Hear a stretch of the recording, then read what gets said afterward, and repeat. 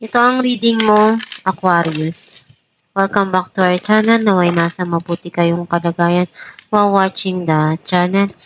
Sa general reading, kayo nang balang magpalit-palit ang situation nyo sa reading ko.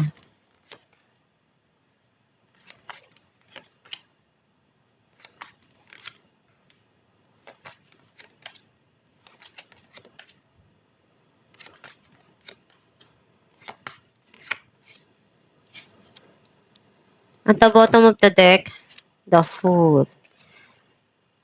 I feel like ang nasisense ko na energy mo, may mga gusto ka dito na pasukin, simulan na journey sa buhay mo, or may mga iniisip ka dito na nangyari sa buhay mo na pinagdaanan mo at alam mo sa sarili mo na kaya mo yun, na harapin or na kaya mong lagpasan yung mga pagsubok na yun. Ang mensahe ng card mo, may darating na celebration, reunion, at reconciliation. I-enjoy mo tong oras na to, na sama-sama, na ini-enjoy yung mga nangyayari, yung pagkikita. Meron taong darating para tulungan ka or may ibibigay sa'yo. Some of you, andun yung pagsusumikap mo na mapalago yung pinagkakakitaan mo, yung hanap buhay mo, yung pera mo. Dalawang taong nagmamahalan na pinapakita sa isa't isa, yung totoong pagmamahal, yung tunay para sa kanila. Or ikaw yung nagpapakita ng pagmamahal na totoo dun sa taong mahal mo. May darating na healing, happiness, and joy para sa'yo. Magiging okay din lahat. Kung dati nahihirapan ka, magiging masaya ka rin unti-unti.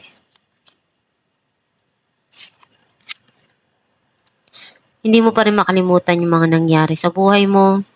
And some of you, gusto mong makapag-ipon. May mga pangarap ka pang gusto mong ma-achieve, pero pinag-iisipan mong napakahirap pala na siya ganun kadali para ma-achieve yung goal mo. At iniisip mo kung ano yung paraan na pwede mong magawa.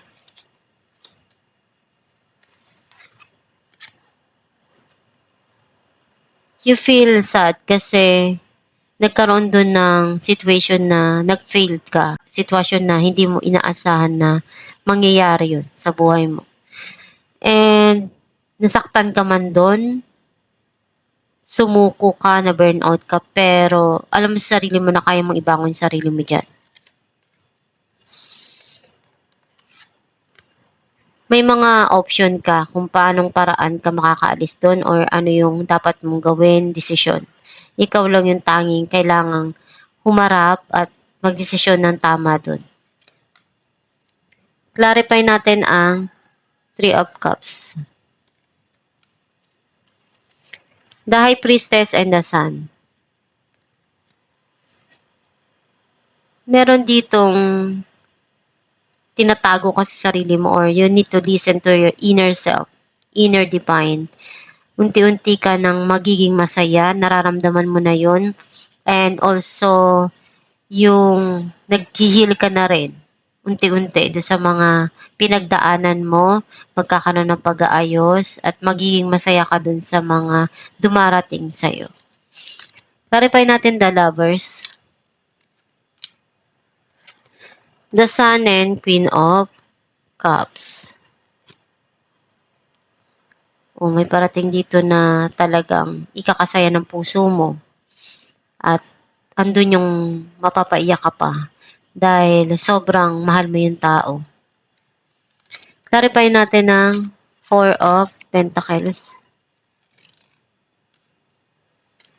Three of Cups and Page of Pentacles. Nakikita ko na meron kang gusto mong gawing hakbang dito para makapag-ipon, makapagpundar. Or iniisip mong ayusin yung mga nangyari sa nakaraan, makipagbate, makipagkita. Clarify natin ang Ten of Swords. Eight of Wands and the High Priestess. May mga opportunity na papasok sa buhay mo. Kung ano man yung nag-end sa situation sa nakaraan na sobrang napagod ka, ngayon may papasok na sa buhay mo na bago, nakikita ko na nararamdaman mo kung ano yung darating sa'yo. You need to listen to your intuition or you keep it to yourself. Clarify natin Knight of Pentacles.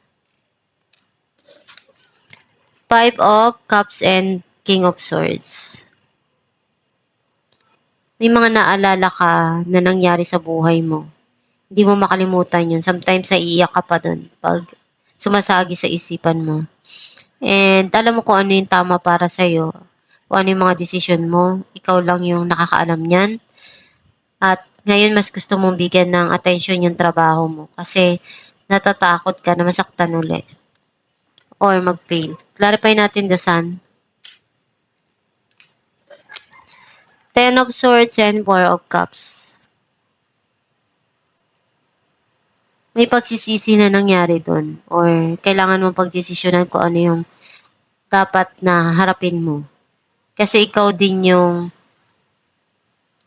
tatanggap at pagdating ng araw, kung ano yung mga desisyon mong yun, nakikita ko na magiging masaya at maghihil ka rin unti-unti doon sa mga pinagdaanan mo na hirap or pagsubok. Clarify natin Page of Cups.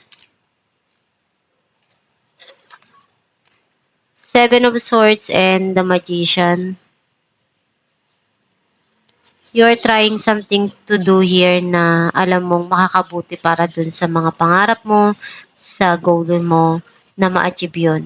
And gagawin mo lahat ng makakaya mo doon sa mga pangarap mo na matupad yun at maabot mo. Clarify natin ang Seven of Cups. Knight of Wands and Nine of Pentacles. Unti-unti kang nagiging masaya dun sa achievement mo, sa goal na naaabot mo. Pinagtatrabahuan mong mabuti kasi andun yung passion mo na masaya ka sa ginagawa mo.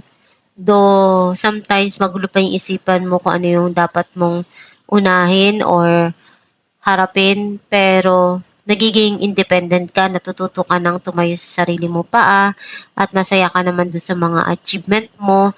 At the same time, andun yung nag-grow yung financial mo, nakikita mo na meron ka, kontento ka doon sa mga nakukuha mo at na-achieve mo na pangarap.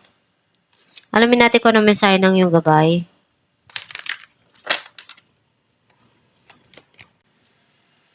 Reward yourself. You have been giving a lot of yourself lately and it's time for you to receive. Make the time to reward yourself in a meaningful way. This balance of giving and receiving is essential to keeping your energy, mood, and motivation at a consistently high level. Ang mensahe ng iyong gabay na kung ano yung mga gusto mo na mangyari sa buhay mo, pag sumikapan mo lang palagi. At kung meron kang achieve na goal, bigyan mo ng reward yung sarili mo para ma-enjoy mo naman yung mga pinaghirapan mo, yung fruits ng mga ginawa mong pagsusumikap. And mas lalo kang ma-inspire, ma-motivate na mas magsumikap, magtiyaga sa mga pagsubok at pinagdadaanan mo sa buhay para ma-achieve mo yung talagang target mo na pangarap na makuha, na magtagumpay sa buhay. Basta isipin mo lang palagi na tinutulungan ka ng Diyos sa mga pangarap mo na maabot mo yon, and huwag kang susuko. Kung ano yung mga pinagdadaanan mo, normal lang yan. Walang tao na hindi dumadaan sa pagsubok, sa problema, sa suliranin. Lahat ng tao, meron yan. Kanya-kanya lang tayo ng paraan kung paano makawala at makaalis doon at pagsusumikap sa buhay. Basta isipin mo lang na kaya mo at magtiwala ka dun sa Diyos, sa ginagawa mo, sa mga dumarating sa iyo na kaya mong malagpasan at magtatagumpay ka rin one day. Kung ano yung ina-attract mo at iniisip mo, iyon din yung darating sa iyo na outcome.